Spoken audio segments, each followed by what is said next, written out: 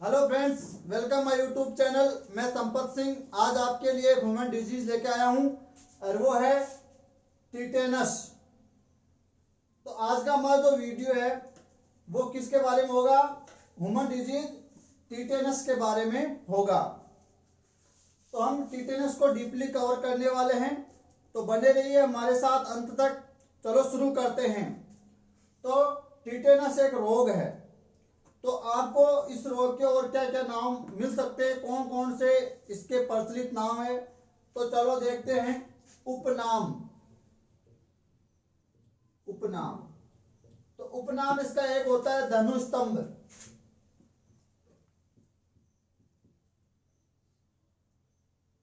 तो टिटेनस को धनुस्तंभ भी कहते हैं। अब क्यों कहते हैं, इसके पीछे भी लॉजिक है।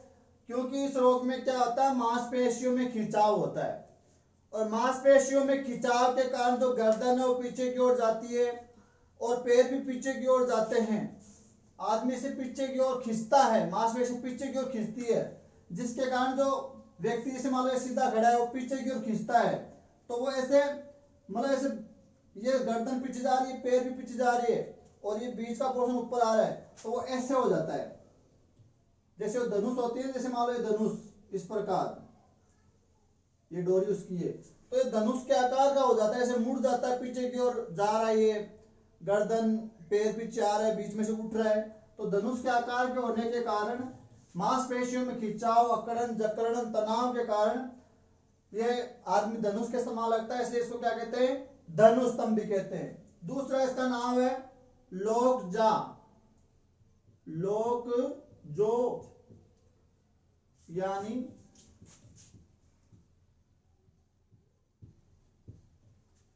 इसमें क्या होते हैं, जबड़े हैं वो बिछ जाते हैं, एक जगह स्थिर हो जाते हैं, एक जबड़ा दूसरे जबड़े को पकड़ लेता है तो बुरी तरह से स्थिर हो जाते हैं, बिछ जाते हैं इस रोग के अंदर। यानी जो जबड़े होते हैं, जा यानी जबड़ा, वो लोक हो जाता है, इसलिए उसको लोकजा के नाम से भी जाना जाता है। अब ये जो नाम है टिटेनस, इसकी जगह आपको और भी कई सारे नाम मिल सकते हैं, जैसे टेटनेस, जैसे टिटनेस, जैसे टेटेनस, जैसे टेटनस। तो इस प्रकार कोई भी नाम आपको मिल सकता है, टिटेनस, टेटनेस, टिटनेस, टेटेनस और टेटनस। तो कई सारे जो नाम है वो आपको यहाँ किताबों में, बुक्स के अंदर मिल सकते हैं। तो ये हो गए इनके क्या, उपनाम। वैसे ये तो कोई उपनाम नहीं है, इस प्रकार से अलग अलग नाम से इसको जाना जाता है।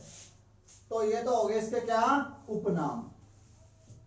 चलो दूसरी बात करते हैं, रोग में कौन सा अंग प्रभावित होगा।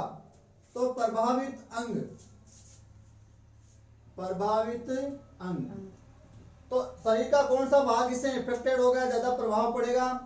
तो इसमें कंकाल जो पेशियां होती है उनको नियंत्रित करने वाली जो तंत्रिका कोशिकाएं होती है, मोटर सेल्स जो न्यूरॉन्स होते हैं, वो इस रोग में प्रभावित होते हैं। तो कौन, कंकाल पेशियों को नियंत्रित करने वाली तंत्रिका सेल्स यानी कोशिकाएं, मोटर न्यूरॉन्स। तो आप मोटी मोटी बात क्या ये कह सकते हो कि इसमें तंत्रिका, तंत्र प्रभावित होता है। तो इसमें प्रभावित अंग कौन हो गया, कंकाल पेशियों को नियंत्रित करने वाली तंत्रिका कोशिकाएं, और उसमें विकास कौन, मोटर न्यूरॉन्स जो संदेश को लेकर जाती है। यानी जो मांसपेशियों की क्रियाविधि को नियंत्रित करती है जो न्यूरॉन्स, उनको मोटर सेल्स, मोटर न्यूरॉन्स कहते हैं। तो आप ऐसा कह सकते हो कि इसमें मोस्टली क्या प्रभावित होता है, तंत्रिका तंत्र होता है। क्यों, क्योंकि जो इसका जो बैक्टीरिया होता है वो क्या है, न्यूरोटॉक्सिन स्त्रावित करता है। न्यूरोटॉक्सिन का मतलब न्यूरॉन, यानी आपका जो न्यूरल सिस्टम है, तंत्रिका तंत्र है, उसको ये इफेक्टेड करता है। न्यूरोटॉक्सिन जो विष निकलता है वो न्यूरॉन तंत्रिका तंत्र को प्रभावित करता है। तो इसमें ये हो गया प्रभावित भाग अंग। अब देखो इसमें क्या होता है कि जो न्यूरोटॉक्सिन होता है, जो विष होता है, वो मांसपेशियों में गड़बड़ करता है। और मांसपेशियां, जो कंकाल मांसपेशियां जो हम कह रहे हैं, वो कंकाल जो मांसपेशियां हैं, उनके जो फाइबर्स होते हैं, जो रेशे होते हैं, वो लंबे समय के लिए खिंच जाते हैं, जिससे क्या होता है, दर्द होता है, ऐंठन होती है, जकड़न होती है, और आदमी धनुष के आकार का हो जाता है। दूसरी बात ये कैसा रोग है, जीवाणु जनित रोग है। जीवाणु जनित यानी बैक्टीरियल डिजीज है। और कैसा रोग है, संक्रामक रोग है। संक्रामक रोग यानी इसका संक्रमण एक स्वस्थ व्यक्ति से एक रोगी से स्वस्थ व्यक्ति में हो सकता है, एक दूसरे से रोग फैल सकता है। तो ये छूत वाला रोग हो गया संक्रामक रोग, यानी जिसको छूत का रोग बोलते हैं, छूने से जो फैलता है, यानी कह रहे किसी प्रकार के जो स्पर्श से फैलता है, किसी भी माध्यम से फैलता है। और कैसा रोग है, जीवाणु जनित रोग है। चलो नेक्स्ट बात करते हैं रोग का संक्रमण या प्रसार। रोग का प्रसार। अब रोग का प्रसार कैसे होता है, संक्रमण कैसा होता है। देखो इस रोग में हम कह रहे हैं संक्रामक रोग एक दूसरे से फैलता है, तो इसके लिए कोई दूषित वायु या दूषित जल की कोई जरूरत नहीं होती है। इसका जो बैक्टीरिया है, जो जीवाणु है, वो हमारे शरीर में प्रवेश करता है। उसके लिए उसको कोई जख्मी भाग चाहिए, कोई घाव चाहिए, कोई टूटा फूटा कोई उत्तक या कोई कोशिका चाहिए, कोई शरीर में बढ़ने के लिए छेद चाहिए। तो जैसे मान लो शरीर में कोई कट लग गया, कोई कहीं से स्क्रैच हो गया, कहीं जल गया, कहीं से वो मतलब स्क्रब हो गया, या कोई सुई का भेदन है, गोली लगने का छेद है, या जो गर्भ में जो शिशु पल रहा है, जो गर्भ नाल है, या कान में कोई संक्रमण हो गया, सिर में कोई चोट लग गई, जैसे धातु लोहा वगैरह की कोई जो हमको शरीर पर कहीं लग गया, कोई एक्सीडेंट हो गया, कहीं गिर गए, सड़क पर स्क्रैच वगैरह लग गए, या कांटा चुभ गया, या डंक लग गया, या किसी पशु पक्षी ने जानवर ने काट लिया, ऐसे किसी भी प्रकार से जो है क्या है कि हमारे शरीर में जख्म लग जाता है, जो छेद हो जाता है, जो भाग कट फट जाता है, उससे ये जो बैक्टीरिया होता है वो हमारे शरीर में इंजेक्ट हो जाता है, प्रवेश कर जाता है, और फिर ये गुणन करता है, वृद्धि करता है, वो विष पैदा करता है, जिससे हम क्या कह रहे हैं, न्यूरोटॉक्सिन कह रहे हैं। रोग पर हमारा तंत्रिका तंत्र को इफेक्ट करता है। तो रोग का प्रसार कटे पटे स्थान से रोगाणु का शरीर में प्रवेश करने के आधार पर होता है। और वो अभी मैंने बताया कि शरीर पर कटा फटा भाग जो छेद हो किसी प्रकार से हो सकता है, चाहे इंजेक्शन लगाने के बाद जो जगह बच गई, चाहे कोई टैटू गुदवा रहा है, या कोई शरीर में कोई भेदन हो गया, या डंक लग गया, या किसी ने काट लिया, या कहीं छिल गया, या कहीं जल गया, या कोई जो धातु है उसने कट गया, फट गया। अब बात करते हैं इसके रोगजनक की। रोगजनक यानी इसका जो मेन जिम्मेदार कौन है, रोगजनक इसका कौन है, रोग कारक कौन है, तो उसका नाम है क्लोस्ट्रीडियम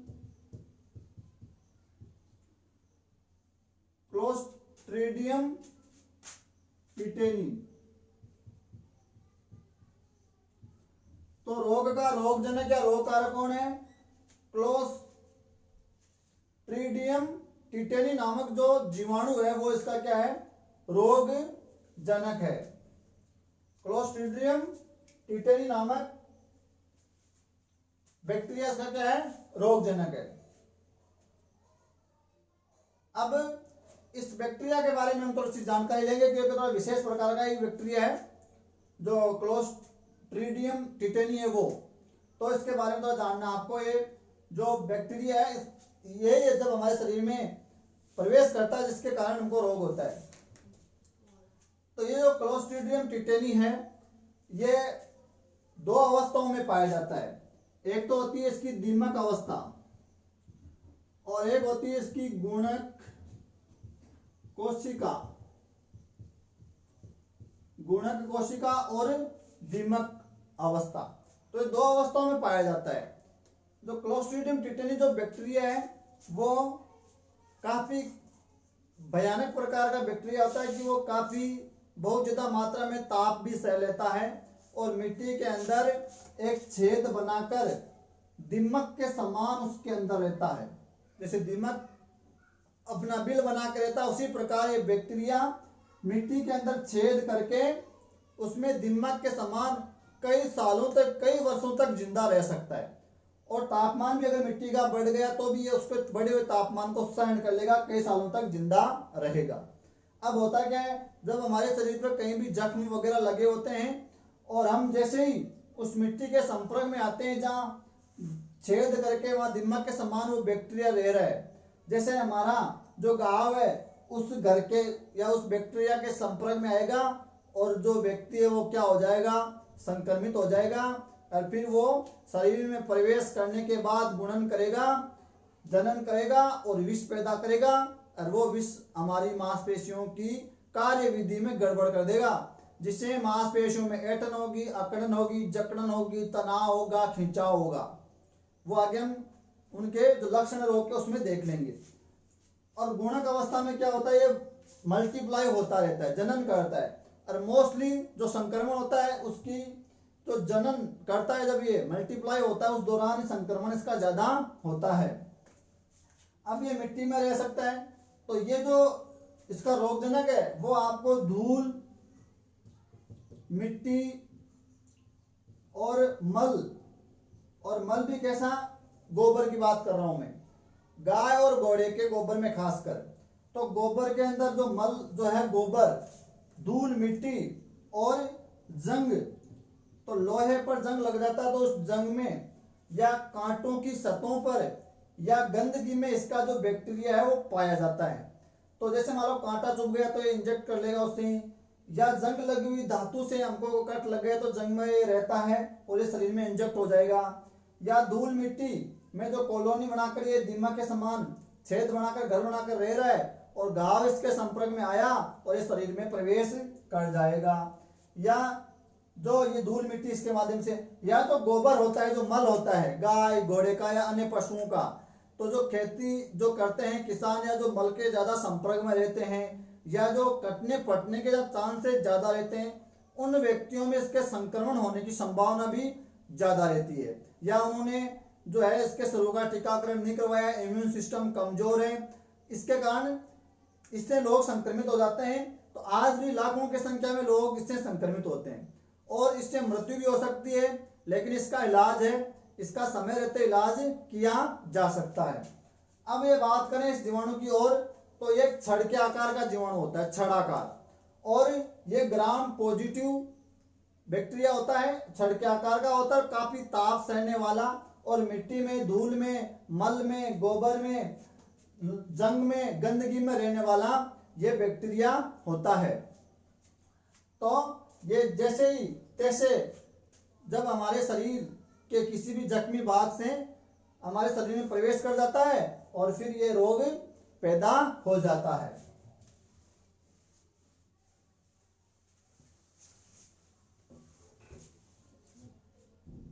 अब ये क्या करता है, ये जो बैक्टीरिया वो एक विष पैदा करता है, उस विष का नाम है टेटानो स्पेसमीन। टेटानो स्पेसमीन नाम का एक न्यूरोटॉक्सिन पैदा करता है। न्यूरोटॉक्सिन जो नर्वस सिस्टम को इफेक्ट करता है, और ये टेटानो स्पेसमीन जो विष है वो हमारी मांसपेशियों में गड़बड़, उसकी कार्य प्रणाली को प्रभावित करता है। तो ये भी आप ध्यान रख सकते हो।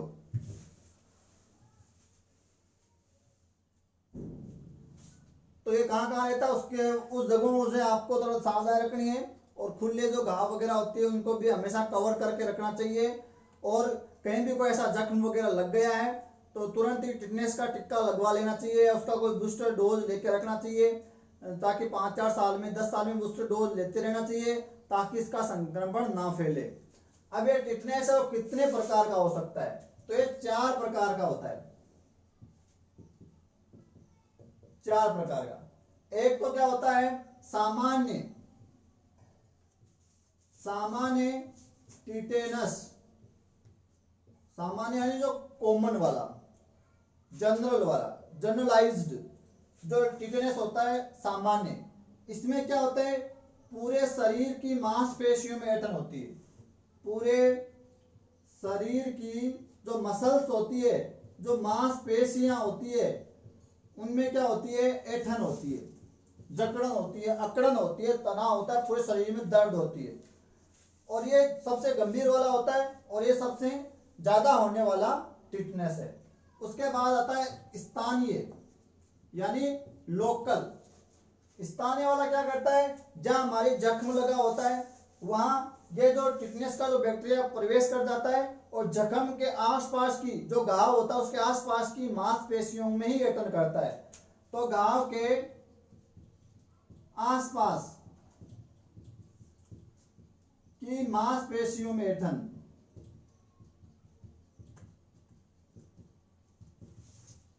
तो वो हो गया लोकल व स्थानिक। नेक्स्ट क्या होता है, नंबर 3 होता है नियोनेटल।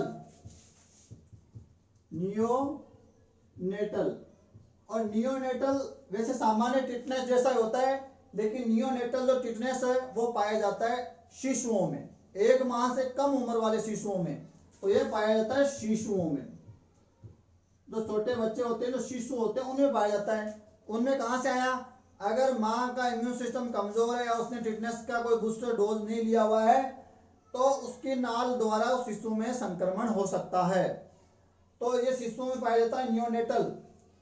और इससे क्या होता है, जो शिशु होता है उसमें अकड़न लेती है पूरे शरीर में और उसको निगलने और चूसने में, यानी जो वो दुग्ध को जो चूसेगा मां से, उसको चूसने में काफी दिक्कत होती है और इसमें उसकी मृत्यु भी हो सकती है। और नंबर जो 4 है वो कौन सा होता है, और वो होता है सिफेलिक।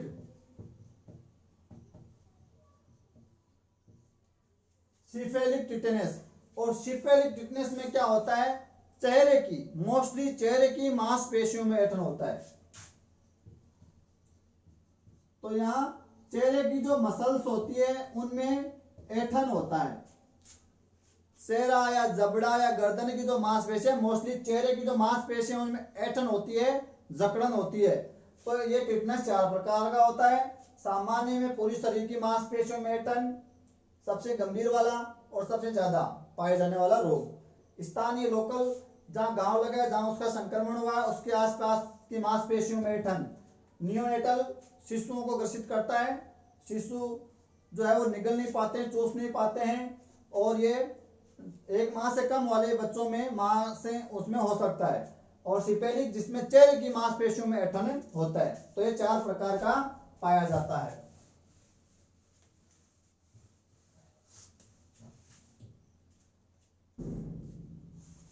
नेक्स्ट बात हमारी आती है, वो आती है इसका बचाव क्या है। कारण बहुत सारे इसलिए हम उनको अंत में देख लेंगे, बचाव क्या कर सकते हैं। तो बचाव हेतु क्या करेंगे, तो बचाव हेतु क्या करेंगे, टीकाकरण। टिटेनस का टीका लगवा लेना चाहिए। तो टीकाकरण के दौरान जो टिटनेस का जो टीका लगता है, जो शुरुआती दौर में शिशु काल में या जो भी बूस्टर डोज लगता है, तो वो टिटनेस का जो टीका है वो लगवा लेना चाहिए ताकि इस रोग के प्रति प्रतिरोधकता पैदा हो सके। दूसरा क्या इलाज है इसका, टिटेनस टॉक्साइड। Tetanus toxoid. तो टिटेनस टॉक्साइड क्या है,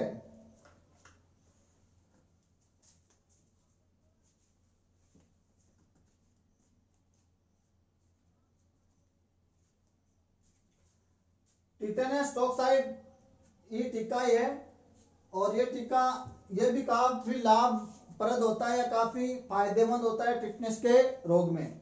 एक होता है टिटेनस एंटी टॉक्सिन, यह भी एक औषधि का नाम है। तो टिटनेस का टीका लगवा लेना चाहिए, या टिटेनस टॉक्साइड इसमें कारगर साबित होता है, फायदेमंद होता है, या टिटनेस एंटी टॉक्सिन औषधि इसमें काफी लाभप्रद हुई है और एक टिक्का जो लगता है वो जिसको हम कहते हैं डीपीटी का टिक्का, डीपीटी का टिक्का। डी यानी डिप्थीरिया और पी यानी परट्यूसिस, परट्यूसिस यानी काली कांसी और टी यानी टिटेनस। तो ये जो मिक्स जो टीका लगता है इसको हम डिप्थीरिया का टीका कहते हैं, जो डिप्थीरिया, परट्यूसिस यानी काली कांसी और टिटेनस के प्रति रोग प्रतिरोधक क्षमता प्रदान करता है शरीर को, तो वो टीका लगवा लेना चाहिए। इससे क्या हो सकता है, रोग से बचा जा सकता है।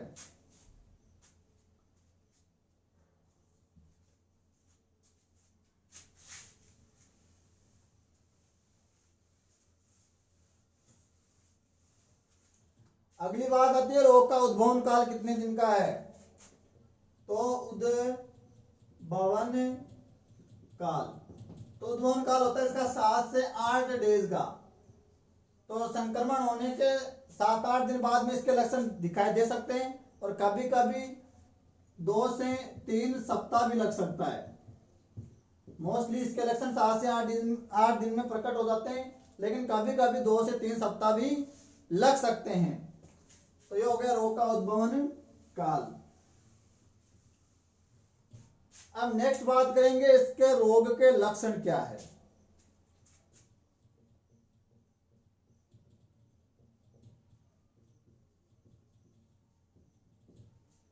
तो किन किन लक्षणों के आधार पर आप इसको पहचानोगे कि जो है वो रोग टिटेनस है। तो पहली जो बात आती है हमारी कि ये मांसपेशियों को दिक्कत कर रहा है, न्यूरॉन जो हमारा तंत्रिका तंत्र उसको इफेक्टेड कर रहा है। तो यहीं से हम शुरुआत करते हैं। शुरुआती जो लक्षण वो यही देखे जाते हैं कि मांसपेशियों में ऐंठन या जकड़न या उनमें खिंचाव या उनमें सूजन या उनमें दर्द होता है। तो मैं बोल देता हूँ, सीधा लिखने की जरूरत नहीं है, आपके समझ में आ जाएगा। तो पहला लक्षण ये है कि जो मांसपेशियां होती है उनमें ऐंठन होती है, जकड़न होती है, उनमें संकुचन होता है, उनमें खिंचाव होता है, तनाव होता है। जो भी आप समझो वो समझ लेना, जिस भी वर्ड से, खिंचाव, संकुचन, तनाव, जकड़न, अकड़न, ऐंठन और दर्द और सूजन होता है मांसपेशियों में। क्योंकि मांसपेशियां इससे ज्यादा इफेक्टेड होती है, वो अपनी कार्य प्रणाली सही से कर नहीं पाती है, जिसमें उनमें ये चीजें देखी जाती है। शरीर पर खुजली हो सकती है, साथ में बहुत ज्यादा मात्रा में इस रोग में पसीना आता है। तो ये देखा जा सकता है। व्यक्ति को बार बार पेशाब करने की जरूरत पड़ती है। क्यों? क्योंकि मांसपेशियां ढंग से कार्य नहीं कर पाती है, जिससे रोगी पेशाब और मल को पूरी तरह से रोक नहीं पाता, उसकी रोकने की क्षमता कम हो जाती है। तो इससे भी पता चल सकता है। नेक्स्ट, व्यक्ति को बहुत ज्यादा बुखार हो जाएगा, लगभग 38 डिग्री सेंटीग्रेड या 100 फ़ारेनहाइट जो तापमान बॉडी का देखा जा सकता है।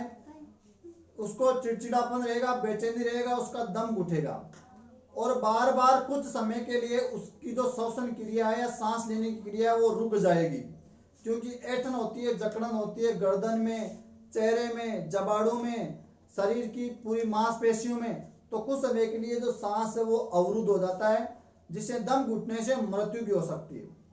नेक्स्ट, इसमें सबसे पहले चेहरे की जो मांसपेशियां वो प्रभावित होती है, साथ में जबड़े की और गर्दन की मांसपेशियां भी प्रभावित होती है।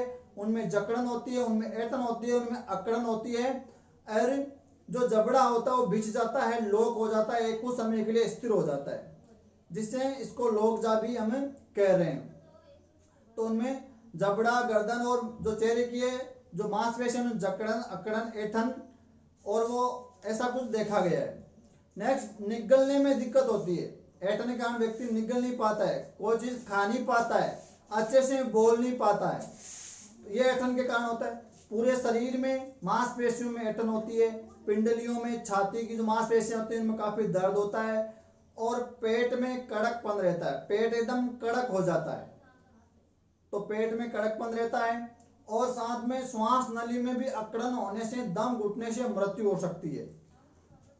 साथ में और क्या लक्षण देखे जाएंगे, व्यक्ति जो है रोगी है उसका बीपी बढ़ जाएगा, साथ में उसकी हृदय की धड़कन बढ़ जाएगी और उसको बेचैनी हो जाएगी, पसीना आएगा और चिड़चिड़ापन हो जाएगा और पीठ जो है वो पीछे की ओर खींच जाएगी।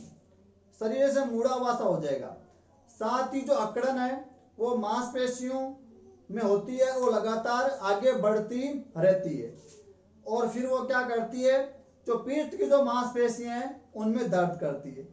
तो ये इस बैक्टीरियल जो डिजीज है उनमें संक्रमण, जो गंभीर संक्रमण हो रहा है उसमें क्या होता है, मांसपेशियों में ऐंठन के कारण उनमें गंभीर दर्द होता है। अब मांसपेशियों में जो ऐंठन हो रही है या जो जकड़न या जो अकड़न हो रही है, खिंचाव तनाव हो रहा है, वो इतना भयानक और इतना गंभीर होता है कि वो हड्डियों को फ्रैक्चर कर सकता है, हड्डियों को तोड़ सकता है, रीढ़ की हड्डी को तोड़ सकता है। इतना बलशाली मांसपेशियों का खिंचाव या उनमें ऐंठन होती है। यह गंभीर स्थिति होने में होती है। गंभीर स्थिति होने में व्यक्ति खाना नहीं खा पाता है, बोल नहीं पाता है, निगल नहीं पाता है, पसीना बहुत ज्यादा आता है और हड्डियों में फ्रैक्चर हो सकता है। रोगी के जो जोड़ है वो हिल सकते हैं क्योंकि वो काफी कमजोर हो जाते हैं, कमजोरी आ जाती है। तो ऐसे कुछ लक्षणों के आधार पर रोग को पहचाना जा सकता है। साथ में इसमें क्या होता है, कुछ समय के लिए बहुत तीव्र दर्द होता है और वो दर्द किसी भी एक सामान्य प्रक्रिया से शुरू होता है, जैसे वो कुछ निगल रहा है, जैसे वो तेज रोशनी में चला गया, जैसे उसका कोई शारीरिक स्पर्श हो गया या ऊंचा शोर हुआ, तो शरीर में भयानक दर्द होता है कुछ समय के लिए, फिर वो शांत हो जाता है। तो काफी घातक और काफी डरावना ये रोग है। मर भी जाते हैं लेकिन इसका इलाज भी पॉसिबल है, ऐसी कोई बात नहीं है। साथ ही जो हम कह रहे तंत्रिका तंत्र प्रभावित होता है, तो तंत्रिका तंत्र का सही ढंग से कार्य नहीं कर पाना और लार भी इसमें टपकती रहती है। मोस्टली जो मोटा मोटा लक्षण देखा जाए तो वो है गर्दन, चेहरा और जो आपके जबड़ा है और जो शरीर की मांसपेशियां उनमें जकड़न, अकड़न, ऐंठन मोस्टली है। तो इससे ही पता चलता है रोग का। तो इस आधार पर आप रोग को पहचान सकते हो। आशा करता हूँ वीडियो आपके समझ में आया होगा। कोई डाउट्स है तो आप कमेंट करके हमको पूछ लेना। लाइक करना, चैनल को सब्सक्राइब करना। धन्यवाद।